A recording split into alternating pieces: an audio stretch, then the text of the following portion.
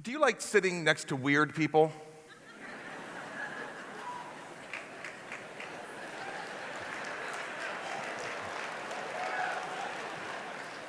I don't like sitting next to weird people. I think that's true for most of us. I mean, be honest, how many of you wish you could change seats right now? Yeah.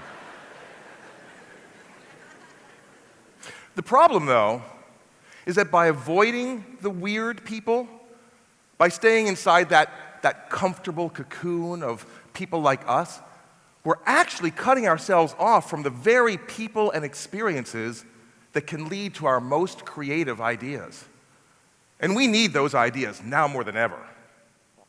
A few years ago, I was flying home to Seattle from New York. I had an aisle seat, and in the middle seat was nobody.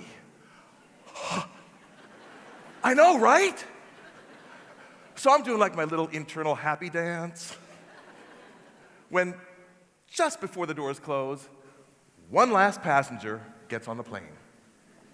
She was different. I don't know what Methuselah's grandmother actually looked like, but this had to be close. As she's shuffling down the aisle, I'm thinking, don't panic, Bill. It's a big plane. Come on, what are the odds? I'll tell you what the odds were, 100%. She stops right beside me, pokes me with her bony finger, points to my empty seat, and says, please, I am there. Sad dance. So I did what most of you might have done. I retreated into my cocoon. I put on my headphones and I escaped into my music. Music has always been my escape, whether I'm playing drums at a blues club or Chopin on my piano at home. And so for the next 5 hours, I retreat. Beatles, Beethoven, Miles Davis. And then, because I had just finished an incredible biography of one of my musical heroes, Stravinsky, I cap it off by listening to his magnificent Firebird Suite. As we descend into Seattle, middle seat pokes me again. Apparently it's time for the obligatory final descent conversation. You know that one? Is home for you? I'm sorry, what? Is home for you? Is home. Oh, Seattle, yes. How about you? No. I have a long way to go. I go to Russia. That is a long way. Da. I have not been there since I was young woman. I was teacher. What did you teach? Music.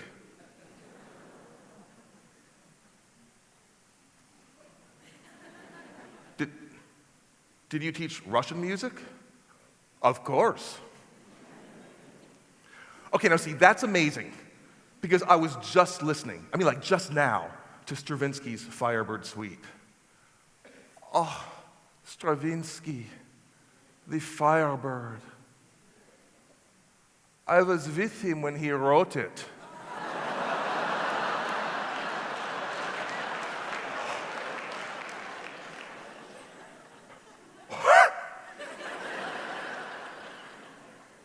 And then the plane pulled up to the gate, and I never saw her again.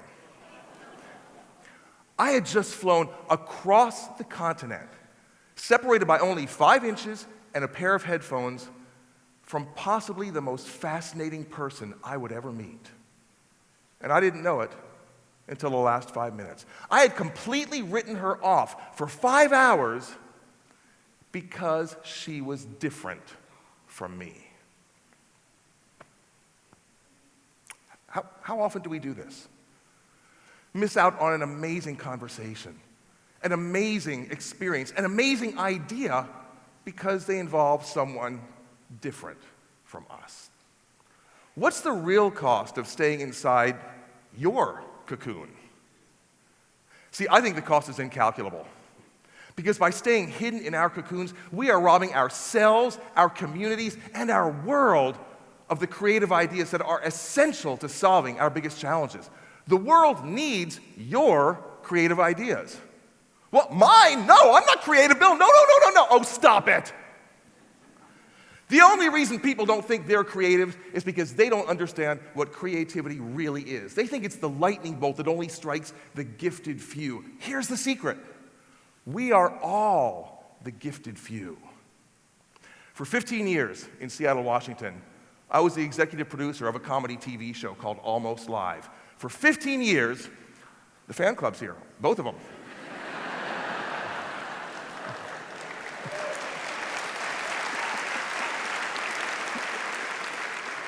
For 15 years, our job, week after week after week, was to be creative. And over those 15 years, I discovered what creativity really is. But first, I have to teach you how to write a joke. Let's take a classic old joke. A horse walks into a bar. The bartender says, "Why the long face?"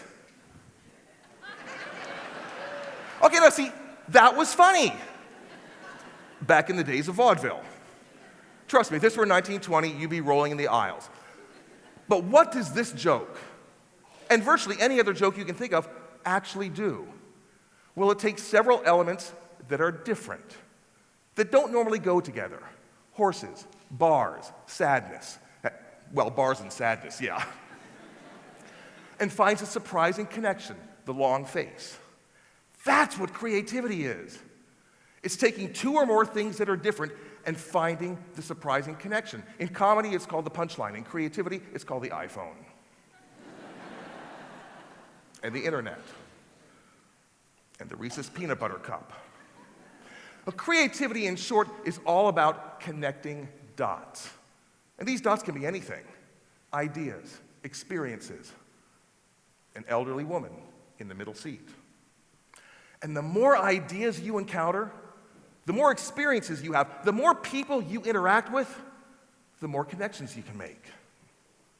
This is a sheet of Avery dots. There are a lot of dots here, which means a lot of connections. That's good. Imagine, though, if all you had were 2 dots. Not a lot of connections going on here. Some people's brains are like this, aren't they?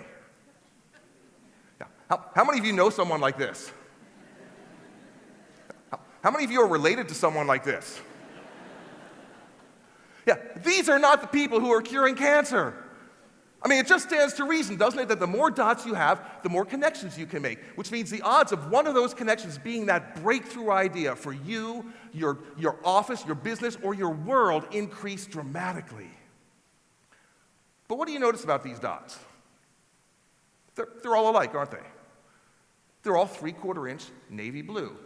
Now, if all of your dots are 3/4 inch navy blue, then most of your ideas are going to be 3/4 inch navy blue ideas. Kind of predictable. But what if your dot collection looked more like this? Yeah. Well, you start connecting these dots, and there's no telling what color your connections, your creative ideas might be. A blue dot and a yellow dot make a green idea. And what if these dots were also different sizes and different shapes? What if your dots, the ideas, the experiences, the people in your life were different sizes, different colors, different shapes, different beliefs? Can you see the difference that would make in the quantity and the quality of your ideas? I told you I used to produce a TV show in Seattle. On January 10th, 1987, we were pumped because we'd gotten a genuine big name to be our guest. Our guest that night was this guy. Johnny Depp! Okay, in fairness, he did not look like this then. Did any of you, like in your teens and 20s, go through that awkward stage? Yeah, well, Johnny was going through his awkward stage too. I know! I mean, you guys in the audience, can you imagine having to go through your teens and 20s looking like that? Well, Johnny was shooting a TV series here in Vancouver at the time called 21 Jump Street, and we got him! Happy dance! Until the morning of the show, I get a phone call. Bill, it's Johnny Depp. Yeah, listen, I'm not going to be able to make it tonight. No, they scheduled reshoots for Jump Street. I can't get out of it. I'm really sorry, but I have to cancel. String of bad words. And now we're in a panic. I call an emergency meeting, and we try and come up with a guest for tonight's show. Oh, what about one of them Seahawks? No, they're out of town. How about that cute new anchor at Como TV? No, she's in rehab. And on it goes, and it's starting to look hopeless when one of my writers, in fact, my lowest paid writer, pops his head up and says, I might be able to do something with liquid nitrogen.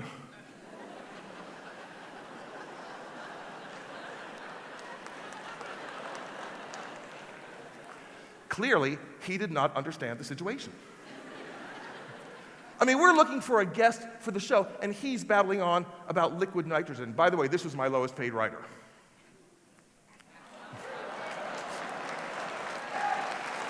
Yeah.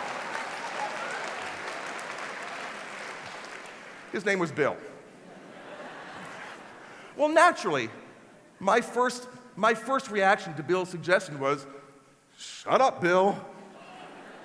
Okay, look, maybe not my finest moment, but why was that my first reaction? Well, it's because I was in my cocoon, wasn't I? We all were, except for Bill. And in our cocoon, we were looking for a guest to interview. That was our 3/4-inch navy blue dot. But then Bill started painting a verbal picture for us, using different dots. Hey, guys, no, this could work. I mean, liquid nitrogen, it's very cold. You take an onion, throw it in the liquid nitrogen, take a pair of tongs, pull the onion out, hit it with a hammer, it shatters like glass. Cool.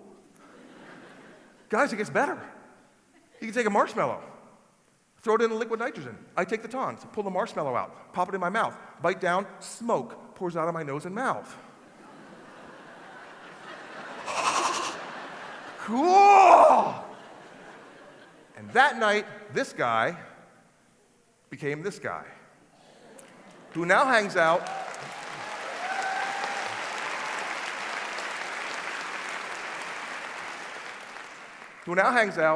with these guys. Why? Because he was different than us. We were all writers and producers. Bill Nye was and is a science guy. He saw the world differently than we did. He was the different colored dot. And we all benefited from our collaboration with that different dot. The show benefited, Bill Nye benefited, and an entire generation that was introduced to the world of science and possibility benefited. When Bill Nye the Science Guy got his own TV show, he taped a list of objectives to the studio wall. Do you know what objective number 1 was? Change the world. The power to connect dots creatively is the power to change the world. In 1440, Johannes Gutenberg connected a wine processor with movable type and created the printing press. He changed the world.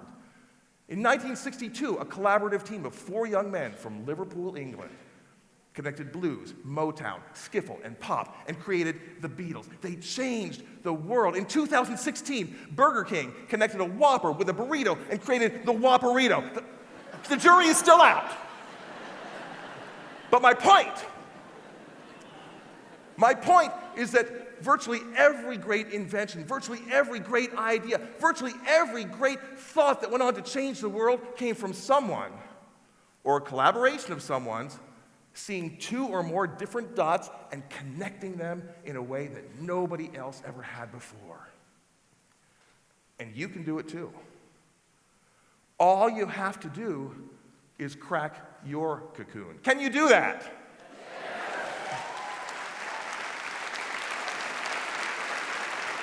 Will you do that? It just requires you to be 2 things. First, you have to be a dot collector.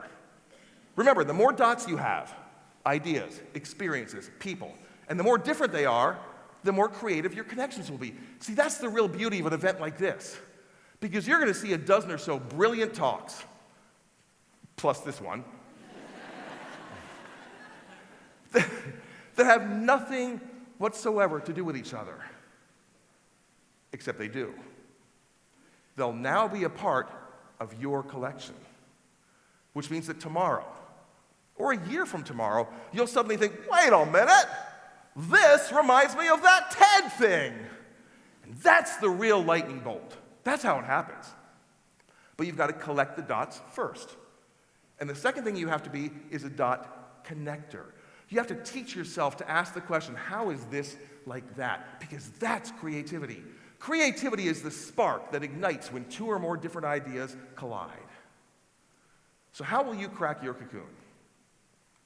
How will you collect and connect your dots? Well, here's the thought. Instead of looking at other people as different, look at them as additional pieces to a puzzle. Your puzzle.